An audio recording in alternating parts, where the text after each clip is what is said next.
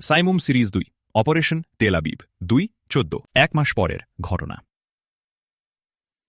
Haifa নৌঘাটির সদর দফতরে বসে আছে আহমদ মুসা। প্রশস্ত উন্মুক্ত জানলা দিয়ে ভূমধ্যসাগরের নীল জলরাশি দেখা যাচ্ছে। সাগর ছোঁয়া স্নিগ্ধ বাতাস তার শরীরে শান্তির পরশ বুলিয়ে দিচ্ছে। আহমদ মুসা চেয়েছিল সামনে। নীল দিগন্ত রেখা পেরিয়ে হারিয়ে গেছে তার দৃষ্টি। তার চোখের সামনে ভেসে উঠেছে মধ্য এশিয়ার এক বিরাট জনপদ। জনমানবের চিহ্ন কোথাও নেই। জনপদের বুকের উপর গড়ে উঠেছে কার্পাস ক্ষেতের সরকারি ফার্ম। মসজিদের ধসে পড়া ভিত ঢাকা পড়েছে গভীর বনে। এ বিধ্বস্ত জাতিরই সে একজন।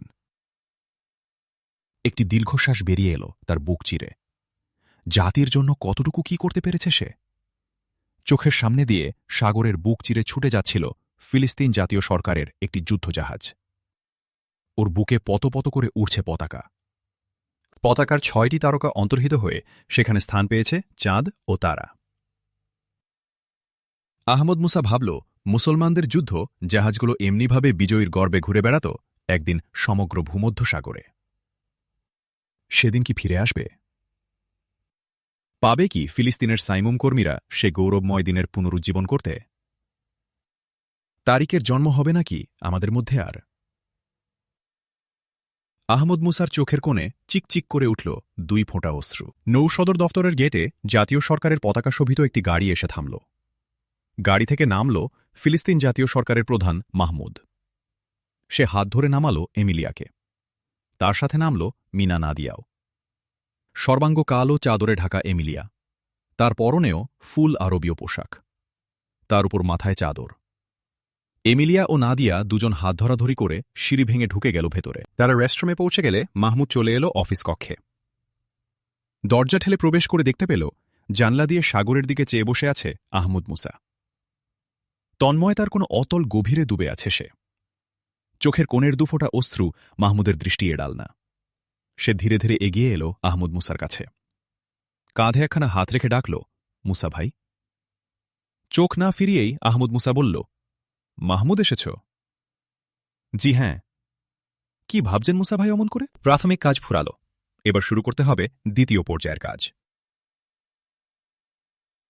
আল্লাহর এই জমিনে আল্লাহর বান্দাদের সুখ ও স্বাচ্ছন্দ্যের জন্য খোদাই বিধানের প্রতিষ্ঠায় আত্মনিয়োগ করতে হবে এবার।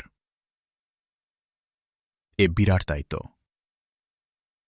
আমাদের সকলের অনুরোধ, এ দায়িত্বভারও আপনি গ্রহণ করুন, আমাদের পরিচালনা করুন মুসা ভাই।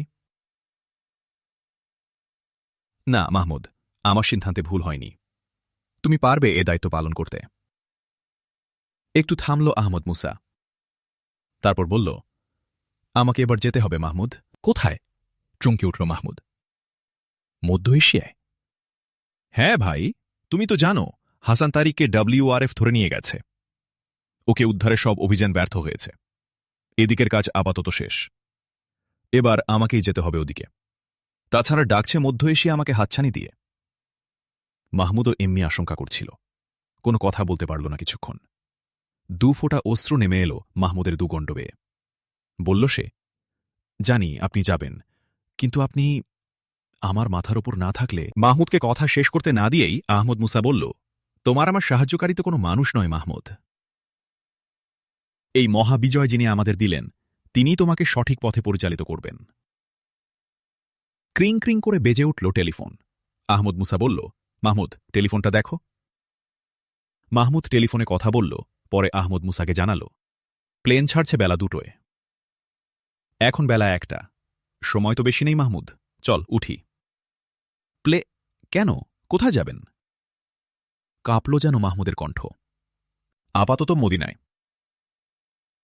সেখান থেকে যাব রিয়াদে বাদশাহ ফয়সালের কবর জিয়ারতে। তার অর্ধসমাপ্ত কাজ আমরা সমাপ্ত করেছি। তার স্বপ্ন আমরা সার্থক করে তুলতে পেরেছি মাহমুদ। বায়তুল মুকাদ্দাস আজ মুক্ত। পবিত্র ভূমি থেকে ইহুদি পতাকা ডুবে গেছে ভূমধ্যসাগরে। জীবন দিয়ে হলেও এটিই তো চেয়েছিলেন শাহ ফয়সাল। একটু থামল আহমদ মুসা। বলল আবার, রিয়াদ থেকে বাগদাদ হয়ে যাব মধ্য এশিয়ায়। আজই, এখনই যাচ্ছেন? মাহমুদের কণ্ঠ যেন আর্তনাদ করে উঠল। সে আহমদ মুসাকে জড়িয়ে ধরে বলল, না মুসা ভাই, এমন করে আমরা আপনাকে ছেড়ে দিতে পারি না। তার দুগণ্ড বেয়ে নেমে এল সেই অশ্রুর ধারা। আহমদ মুসা মাহমুদকে সান্ত্বনা দিয়ে বলল, আবেগপ্রবণ হয়েও না মাহমুদ। বসে থাকার সময় কোথায় অজস্র কাজ সামনে। নিপীড়িত মানবতার ক্রন্দন রোলে দেখো, পৃথিবীর বাতাস ভারী হয়ে উঠেছে। আল্লাহর এ বান্দাদের বাঁচানোর দায়িত্ব তো মুসলমানদের। বলেই আহমদ মুসা উঠে দাঁড়াল। টেবিলে রাখা একটি ব্যাগ তুলে নিল হাতে। আহমদ মুসার সাথে মাহমুদ এয়ারপোর্টে যেতে চাইল, কিন্তু আহমদ মুসা নিষেধ করল। বলল, কথা তো হলই। আহমদ মুসা যখন গাড়িতে উঠে বসল, নাদিয়া ও এমিলিয়া তখন গাড়ির পাশে দাঁড়িয়ে।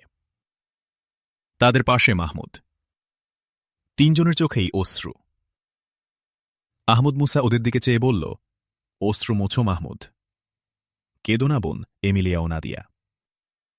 মাটির মায়া, স্নেহের বাঁধনের চেয়ে একজন মুসলমানের কাছে মজলুম মানবতার ক্রন্দন অনেক বেশি মূল্যবান। বলে আহমদ মুসা গাড়ি থেকে নামলেন। দাঁড়াল এমিলিয়া ও নাদিয়ার সামনে।